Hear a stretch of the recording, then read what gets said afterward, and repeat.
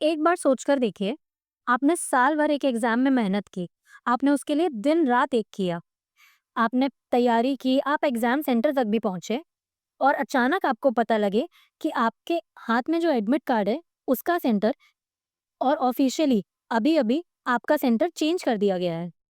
आपके पैरों तले जमीन खिसक जाएगी, करेक्ट? ऐसा ही हुआ एसएससी सिलेक्शन पोस्ट के एग्जाम में। Hello and welcome to my channel Career Ground. आज मैं आपको पूरी स्टोरी बताऊंगी इसी वीडियो में कि एसएससी प्रोटेस्ट हो क्यों रहा है और एक्चुअल में इसकी बैक स्टोरी है क्या।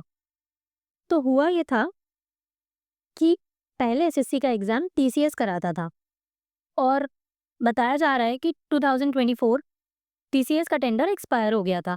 ये लास्ट टाइम था जब टीसीएस ने एग्जाम कंडक्ट कराया था। इसलिए इस साल एक नई संस्था जो कि एडुकिटी नाम की है, उसे टेंडर दिया गया एसएससी का एग्जाम कराने का। उसने कराया भी। पहला एग्जाम जो उसने कराया वो था एसएससी सिलेक्शन पोस्ट, जो अभी जुलाई एंड में था और 1 अगस्त को उसका लास्ट पेपर था। तो सेंटर पे बच्चों के साथ कुछ यूँ हुआ कि काफ़ी बच्चे जब सेंटर पे पहुंचे तो उनसे कह दिया गया आपका एग्जाम रद्द है। किसी किसी का ऑन स्पॉट सेंटर चेंज हुआ। चलिए ठीक है, कोई बात नहीं, इग्नोर कर देंगे। लेकिन जो बच्चे अंदर गए, एग्जाम सीट तक बैठे, उनके साथ मालूम है क्या हुआ? किसी का लैपटॉप किसी का कंप्यूटर नहीं चल रहा था, किसी के कीबोर्ड में कीज नहीं थी, किसी का माउस नहीं चल रहा था। चलो यहाँ तक भी बच्चों ने बर्दाश्त किया। उसके बाद हद तो तब हो गई जब आपके सामने जो पेपर है उसमें एक फिगर्स वाले क्वेश्चंस कुछ आते हैं एसएससी में। उसमें लिखा था कि नीचे दिए गए फिगर्स में से नेक्स्ट फिगर कौन सा होगा। ठीक है, ऐसे एग्जाम्स एसएससी में आते हैं, बट जब क्वेश्चन में फिगर ही गिवन नहीं है तो बच्चा उसका नेक्स्ट फिगर बताएगा कैसे? जब बच्चे ने इस चीज के ऊपर सवाल उठाए तो वहाँ का जो मैनेजमेंट था, वहाँ के जो टीचर्स थे, उन्होंने बड़े अभद्र तरीके से बच्चों से बात की और काफी बच्चों के ऊपर हाथ भी उठाए। इसके बावजूद जब जिन बच्चों का सिस्टम हैंग कर रहा था या जिन बच्चों का सिस्टम नहीं चल रहा था, उन्होंने एग्जाम सेंटर पे मैनेजमेंट को कंप्लेन करी कि ऐसा क्यों हो रहा है और ऐसा नहीं होना चाहिए क्योंकि हमारा टाइम जा रहा है, हमने साल भर एग्जाम के लिए मेहनत की। तो उन्होंने बच्चों को अंदर ही बंद रखा। उन्होंने कहा कि कोई बात नहीं, एग्जाम खत्म हो गया, आप सभी को पता हुआ क्योंकि आप सभी एस्पिरेंट हैं, जब एग्जाम खत्म होता है तो एक एग्जिट स्क्रीन आता है, उस पे आपको सर्विसेज में टिक करना होता है, 1 to 5 की रेटिंग करनी होती है या फिर येस और नो की रेटिंग करनी होती है। उसमें जो एग्जाम कंडक्ट करा रही है जो संस्था, उसके बारे में लिखा होता है कि आपको क्या परेशानी हुई, हुई कि नहीं हुई, उसमें 1 to 5 की रेटिंग करनी होती है। वो लोग बच्चों को बाहर नहीं जाने दे रहे थे, एग्जिट नहीं करने दे रहे थे एग्जाम, जब तक वो बच्चे उसमें येस या फिर एक्सीलेंट के ऊपर टिक नहीं कर देते। और बच्चे टिक करने से मना कर रहे थे क्योंकि आधों का तो एग्जाम नहीं हो पाया, जो एग्जाम दे रहे थे उनका आधे में छूट गया और बाकी बच्चों को अलग अलग तरीके की प्रॉब्लम हुई। सबसे ज्यादा हद तो तब हो गई जब उनके ऊपर हाथ उठाए गए। क्या हम ऐसे भविष्य की कल्पना कर सकते हैं जहाँ पे हमारे आने वाले भविष्य के ऊपर हाथ उठाया जाए, और वो भी उनके माँ बाप द्वारा या उनके टीचर्स द्वारा नहीं, वो भी ऐसे लोगों द्वारा जिनका तो कोई अधिकार भी नहीं बनता, जिनको एक सिर्फ एक टेंडर दिया गया है एग्जाम कंडक्ट कराने का। ये थी मैनेजमेंट। चलिए, ये तो थी बैक स्टोरी। अब इसके भी बैक स्टोरी आपको ले जाते हैं कि ये जो एसएससी का प्रोटेस्ट हो रहा है टीचर्स और स्टूडेंट्स का, ये हो क्यों रहा है। ये हो रहा है एडुकेटिव संस्था के खिलाफ। ये एक ऐसी संस्था है जिन्हें 2020 में बैन कर दिया गया। अगर आप गूगल करेंगे ना इसे बैन क्यों किया गया, तो आपके भी होश उड़ जाएंगे, क्योंकि ऐसी ऐसे एलिगेशंस इनके ऊपर हैं। इन्होंने बिहार में एग्जाम्स कंडक्ट कराए, मल्टीपल प्लेसेस पर एग्जाम कंडक्ट कराए। ये लोग चीटिंग में इन्वॉल्व थे, इलेक्ट्रॉनिक डिवाइसेस के साथ इन्होंने चीटिंग करवाई।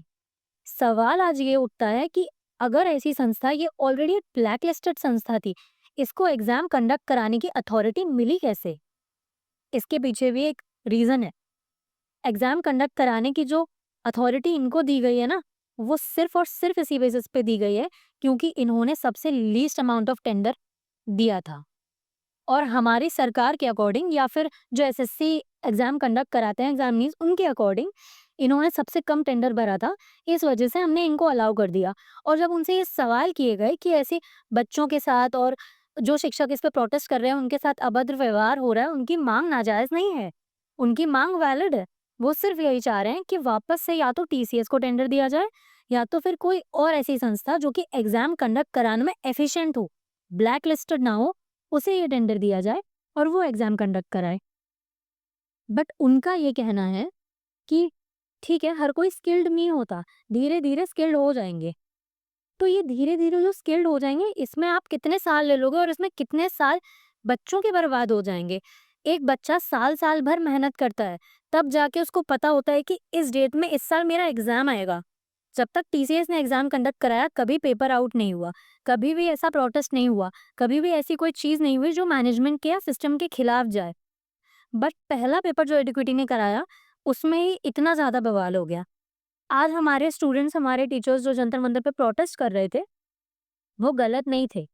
काफ़ी लोग और काफ़ी जो एसएससी के मैनेजमेंट हैं, कह रहे हैं कि ये चीज़ गलत है, आपको अगर कोई बात करनी है तो आप उसको शांतिपूर्ण रखिए। आप बात कर कहाँ रहे हैं? हमारे टीचर्स वहाँ पे प्रोटेस्ट ही इसीलिए कर रहे थे ताकि उन्हें बात करने दिया जाए। वहाँ पे बहुत सारे सर हैं, अभिनय सर हैं, आशीष रंजन सर हैं, कितने सारे सर हैं। और ये वो हमारे गुरु हैं, जिनकी वजह से ही, जिनके पढ़ाए हुए स्टूडेंट ही शायद आज इतनी बड़ी-बड़ी पोस्ट पे बैठे हुए हैं। पुलिस उनसे सामने से ऐसे सवाल कर रही है कि आपने कभी वर्दी पहनी होती तो आपको समझ में आता।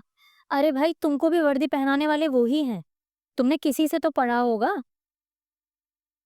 तो ये चल रहा है हमारे मैनेजमेंट में, और उन बच्चों का हाल सोचिए इस वक़्त क्या होगा जिन्होंने पूरा 1 साल एसएससी को दिया और अब उन्हें पता चल रहा है कि ये मिसमैनेजमेंट चल रहा है। क्योंकि एडिक्विटी के ऊपर ये भी आरोप है कि पिछले पास्ट में इन्होंने काफ़ी सीटें बेची हैं, इन्होंने अंदर ही अंदर काफ़ी फिक्सिंग कर दी है सीट्स की। तो क्या पता एसएससी के अंदर भी ये सेम हो, और अगर हमारी जो एसएससी की मैनेजमेंट टीम है या फिर जो गवर्नमेंट है वो ये सोच के एडिक्विटी को टेंडर दे चुकी है कि इन्होंने सबसे कम कोट किया है टेंडर, तो ये तो हमारे स्टूडेंट्स के भविष्य के साथ खिलवाड़ है ना। और मेरा तो ये कहना है कि जो टीचर्स और स्टूडेंट्स प्रोटेस्ट कर रहे हैं, वो एसएससी के ही क्यों हैं? जो भी बैंकिंग वाले हैं, जो सिर्फ़ बैंकिंग पढ़ाते हैं या जो सिर्फ़ यूपीएससी पढ़ाते हैं या जो अलग-अलग डिफरेंट एग्ज़ाम्स भी पढ़ाते हैं, जिनका एसएससी से कोई लेना-देना नहीं है, उन सबको प्रोटेस्ट में आना चाहिए। भले ही आप वहाँ जा नहीं सकते, लेकिन अपनी तरफ से एक छोटा-सा कॉन्ट्रिब्यूशन, एक रील, एक पोस्ट, सोशल मीडिया, ट्विटर सब आपके हाथ में है। अगर हमारे देश की यूथ चाहे तो वो सब कुछ कर सकती है, बट सिर्फ़ वहाँ बैठे टीचर्स और स्टूडेंट्स ही क्यों? उनके साथ ही अत्याचार क्यों? हम सब भी ये चीज़ कर सकते हैं। ये एक छोटा-सा कॉन्ट्रिब्यूशन था मेरी तरफ से कि मैं स्टोरी आप सभी के सामने रखूँ, और आप लोग बिल्कुल वेलकम्ड हैं, कमेंट सेक्शन में अपने व्यूज़ ज़रूर दीजिए कि क्या जो मैंने बोला वो सही था और इसमें आपकी राय क्या है? क्या बाकी सबको भी इस चीज़ के सपोर्ट में उतरना चाहिए जो एसएससी पढ़ा रहा है या नहीं पढ़ा रहा है? कोई भी आम टीचर, क्योंकि आज एसएससी के साथ हुआ है, कल ये किसी और संस्था के साथ हो सकता है। क्या तब भी आपकी मेंटालिटी सेम रहेगी? मुझे कमेंट सेक्शन में ज़रूर बताइए। तब तक के लिए थैंक यू।